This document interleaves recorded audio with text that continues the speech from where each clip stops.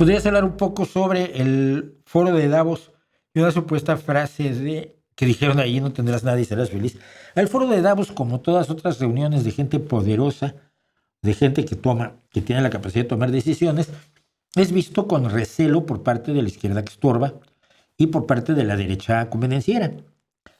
¿Quiénes son estas personas? Estas son personas que necesitan inventarte conspiranoias para venderte libros y para vender conferencias y para que los llamen a la televisión y a la radio, para que Iker Jiménez No sé si Iker Jiménez ya paga a sus colaboradores. Yo tenía un amigo que iba con él y dejó de ir porque no les pagaba. Es que te estoy haciendo publicidad. Y decía mi amigo: sí, porque la publicidad no como, hijo, yo vivo de esto, ¿no? Gran experto en literatura, por cierto, de géneros. Entonces, esta gente necesita inventarse conspiranoias, y el foro de Davos, como es un foro económico donde van expertos en economía y donde va gente poderosa y van políticos poderosos, seguramente es un lugar desde el cual se ordena el mundo.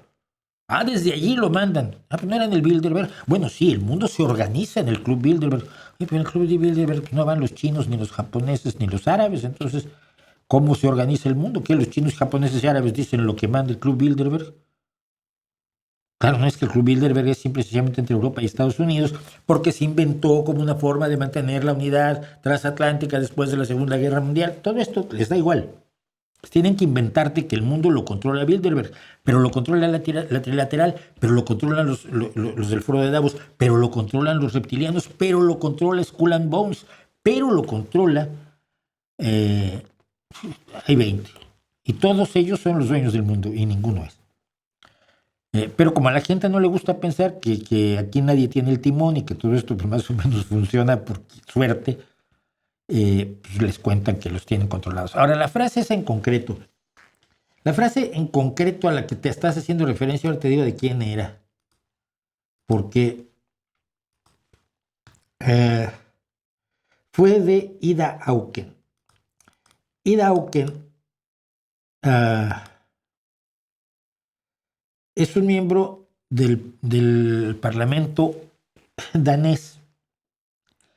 No es la líder del mundo, no lo dijo el señor más malvado que te imagines, no. Ella fue, y un día analizando la economía del alquiler, la economía del streaming, la economía de que compras licencias y ya no compras programas, la economía que yo tengo amigos, por ejemplo, que hacen renting o arrendamiento con opción a compra de sus automóviles. Cambian de automóvil cada 5 años. El automóvil no es de ellos, lo están arrendando, pero les conviene económicamente. Y entonces, analizando esta economía del alquiler, del pago de derechos de autor, etcétera, dijo que en un momento dado la gente no poseería nada en cuanto a poseerlo, pero sería feliz. Es una idea. Es una idea que, pues decir, no estoy de acuerdo. Yo creo que es necesario la posesión de una serie de cosas. Yo siempre me opuse al tema de las licencias en muchas ocasiones, por lo que se presta para toda serie de abusos. Y muchas veces prefiero que mi hijo tenga pues, el juego en la Play y no que esté pagando todos los meses, por ejemplo, ¿cómo se llama? El que juegan todos. No es el Fortnite, es el otro. Y que claro, oye, el pase de batalla son 11 euros, pase. 3 meses después, pasa, otros 11 euros.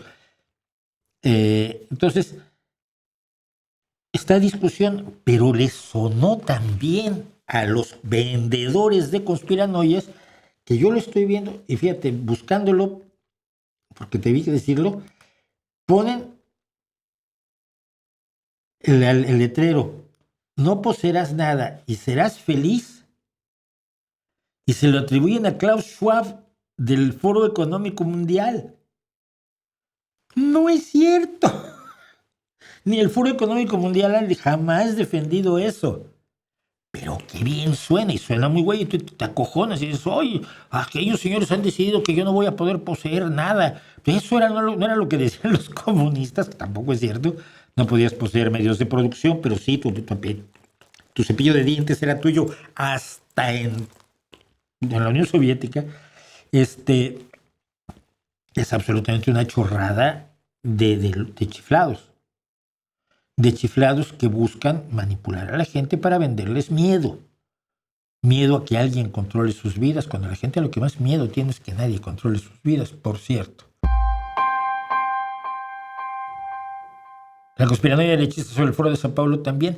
Sí, pues que, a ver, todos tienen sus odios, ¿no? O sea, a mí me encanta escuchar a la derecha estadounidense, sobre todo, hablar de George Soros. Aquí hicimos un amplísimo programa sobre George Soros, analizando su historia, analizando sus ideas, analizando cuánto ha pagado para cosas.